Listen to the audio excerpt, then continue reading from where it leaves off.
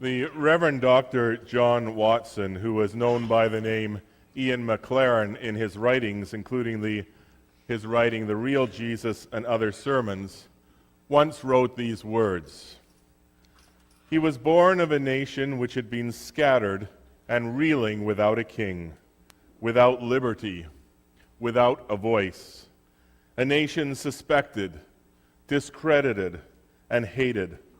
The son of a peasant mother. He was a carpenter by trade and a poor man all of his days. As soon as he became known to his people, he was persecuted, and in the end condemned to death as a blasphemer. He lived all of his days in an obscure province of the Roman Empire, about the size of Wales or the state of New Jersey in America. He was careful not to pass beyond its borders. During his ministry, he never wrote a word. He never left a book behind him. He had no office, no standing, and no sword.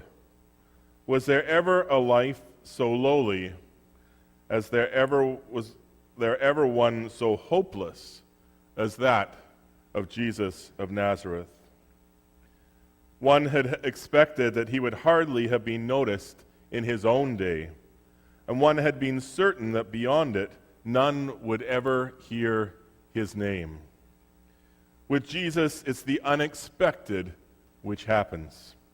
And this obscure man agitated society in his own time, as when a great ship passes through a quiet, landlocked bay, so that to this day the swell can be felt through the Gospels. No sooner was he born than wise men from the east came to worship him, and Herod at his own door sent soldiers to murder him.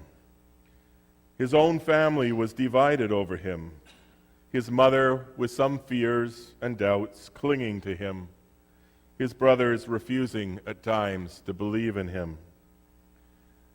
When he had preached for the first time in the synagogue of Nazareth, where he had lived from infancy and everyone knew him, his neighbors were first amazed at his grace, but then would have flung him down a precipice.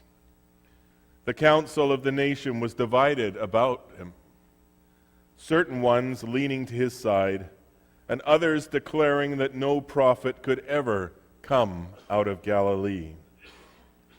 And the people were divided, so many holding that Jesus was a good man, so many that he was a deceiver. If a family was divided in those days, then you might be sure that Jesus was the cause.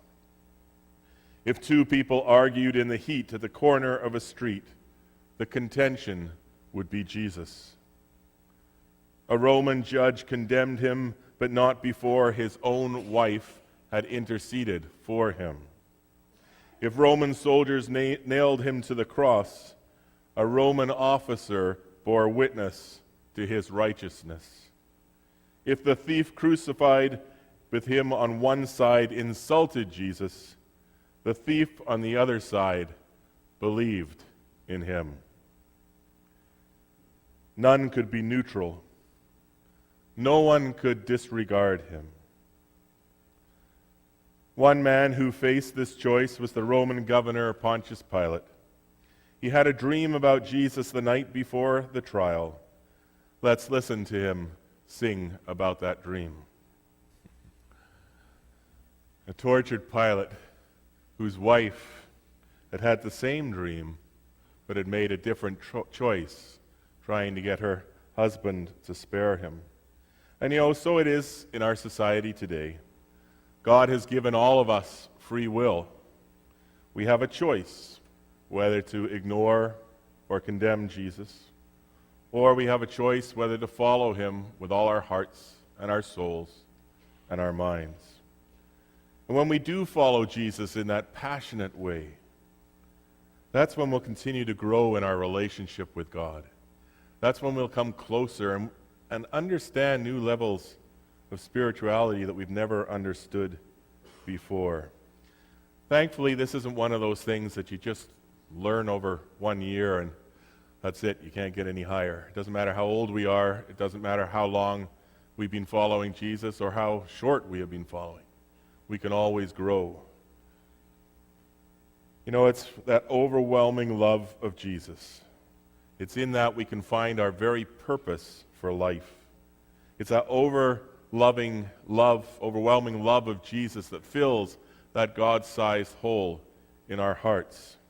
And so as we head into this, the holiest week of the Christian year, I want to ask you just to close your eyes for a minute.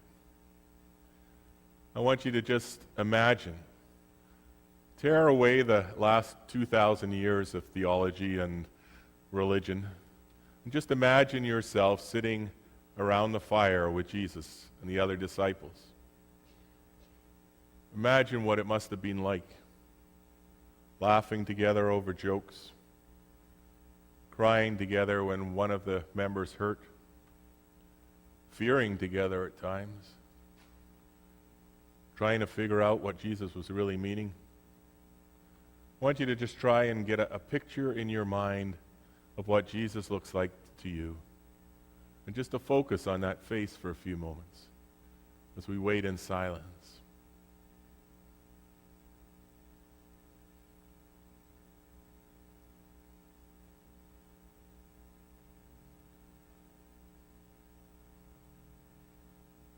Jesus,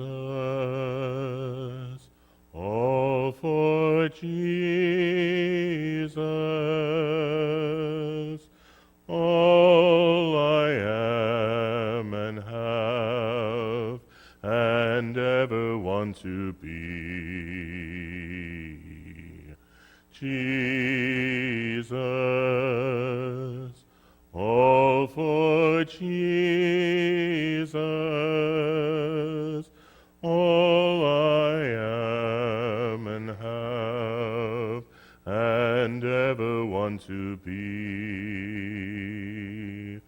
All of my ambitions, hopes, and plans, I surrender these into your hands.